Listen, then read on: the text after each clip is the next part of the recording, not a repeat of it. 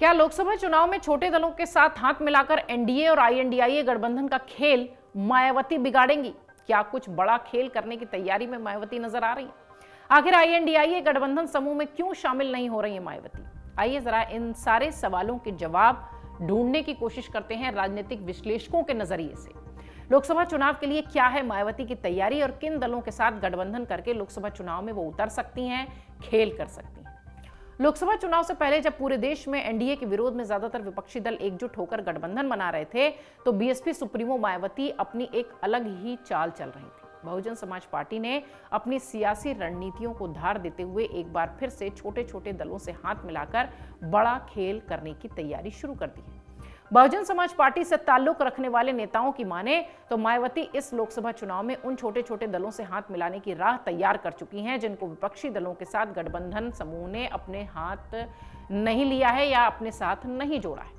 इसी कड़ी में मायावती जल्द ही हरियाणा में इनेलो के साथ अपना गठबंधन करने वाली हैं, जबकि कई अन्य राज्यों में भी सियासी बिसात बिछाई जा चुकी है।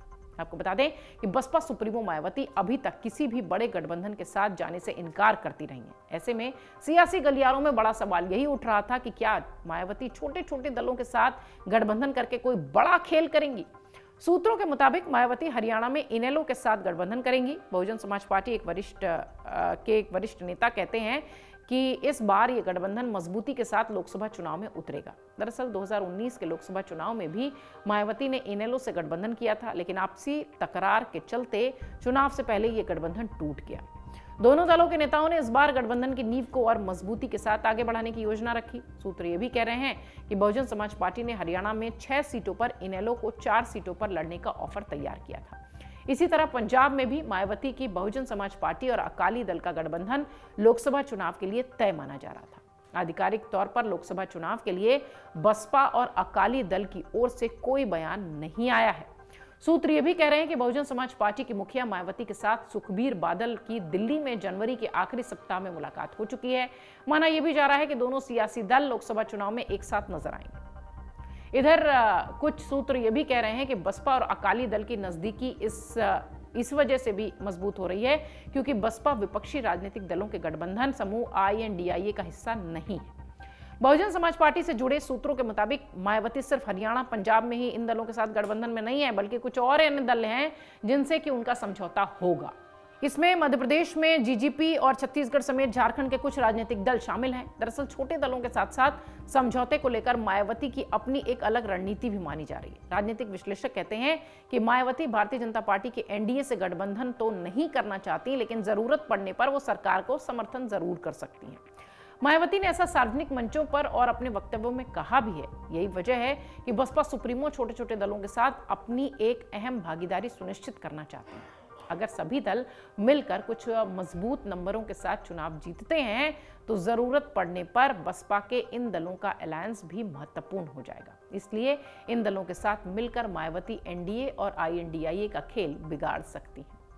सियासी जानकार कहते हैं कि मायावती अभी तक उत्तर प्रदेश में किसी भी दल के साथ गठबंधन में नहीं है, इसलिए यहां के सियासी समीकरण भी बदले हुए दिखाई पड़ सकते हैं। राजनीतिक जानकारों का यह भी मानना है कि 2019 के चुनाव में मायावती ने समाजवादी पार्टी के साथ गठबंधन करके जो बढ़त हासिल की, उसी को आधार मानकर पार्टी आगे की रणनीति बना चुकी है। 2014 के लोकसभा चुनाव में उत्तर प्रदेश में मायावती का सूपड़ा साफ हो गया था, लेकिन उसके अगले चुनाव में समाजवादी पार्टी के साथ गठबंधन कर बहुजन समाज पार्टी 0 से 10 सीटों पर पहुंच गई। हालांकि बाद में समाजवादी पार्टी के साथ गठबंधन टूट गया और 2022 के विधानसभा चुनाव में बहुजन समाज पार्टी एक बार फिर से सबसे लचर प्रदर्शन के साथ दिखाई पड़ी। बहुजन समाज पार्टी का वोट प्रतिशत लोकसभा चुनाव में भी कम नहीं हुआ। यही वजह है कि मायावती ने किसी भी दल से समझौता न करते हुए खुद अकेले सियासी मैदान में उतरने की कोशिश की है।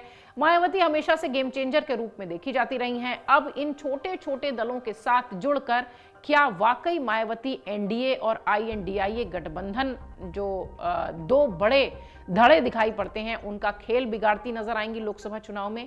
ये आने वाला वक्त बताएगा। अगर आप ये वीडियो YouTube पर देख रहे हैं तो हमारे चैनल को सब्सक्राइब करें और बेल आइकन को दबाना ना भूलें। अगर आप Facebook पर ये वीडियो देख रहे हैं तो हमारे पेज को लाइक करें।